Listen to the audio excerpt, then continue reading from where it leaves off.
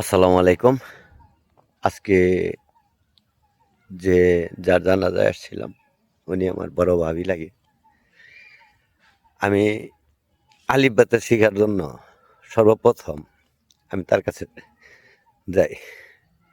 সে আমাকে সর্বপ্রথম আলিফ বাতা শেখায় এবং কোরআন পড়ার জন্য আসতেছে। আমাকে শেখায়। সে হলো আমার বন্ধুর মা।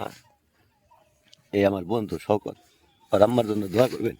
প্রথম আমি যার কাছে প্রথম আলিফ বাতা শিখি, তখন এই আমার বড় ভাবি আমাকে এই আলিফ বাতা শিখায়।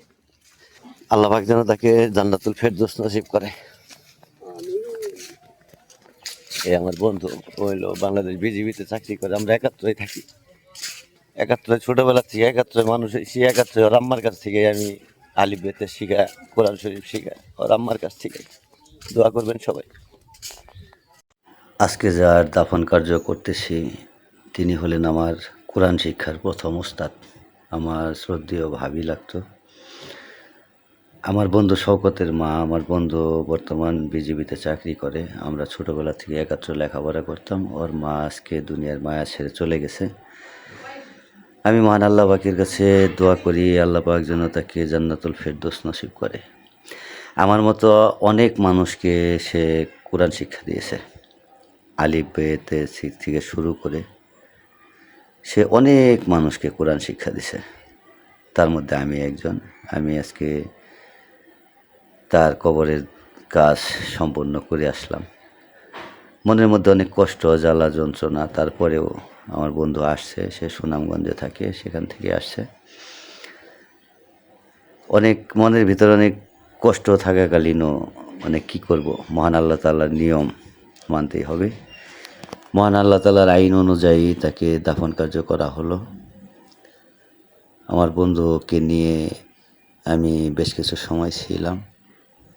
তাই আমি দোয়া করি আল্লাহ পাক যেন তাকে যেখানেই রাখে আল্লাহ পাক যেন ভালো রাখে। এটাই আমার সবচেয়ে বড় চাওয়া, কারণ তিনি আমার উস্তাদ ছিলেন।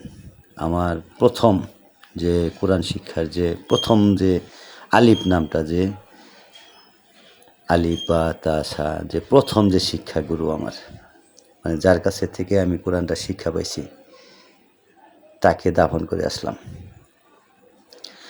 আমার বাবা চলে গেছে, দাদা দাদি চলে গেছে, নানা নানি চলে গেছে, আমার মা আছে। হয়তো কোনো একদিন আমার মা চলে যাবে, আমি চলে যাব, আমার ভাই চলে যাবে, আমার বন্ধু শওকত চলে যাবে।